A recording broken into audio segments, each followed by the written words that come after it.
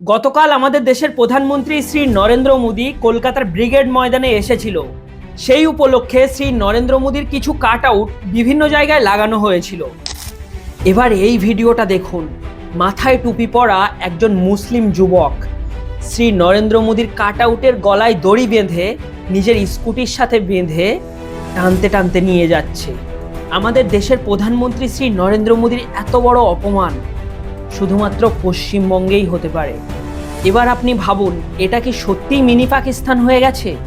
এই কয়েকদিন আগে কোথাকার কোন ইরানের আয়াতুল্লাহ আলী খামেনি যে ছায়া তুলে আর ফেরেনি, সেই আয়াতুল্লাহ আলী খামেনিকে নিয়ে কিছু সঠিক মন্তব্য করার জন্যে বিষাক্ত ছেলের নামে এফআইআর হয়েছিল।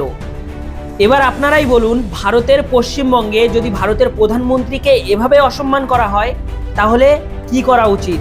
পশ্চিমবঙ্গের পুলিশ কি এখনো এটা দেখতে পায়নি?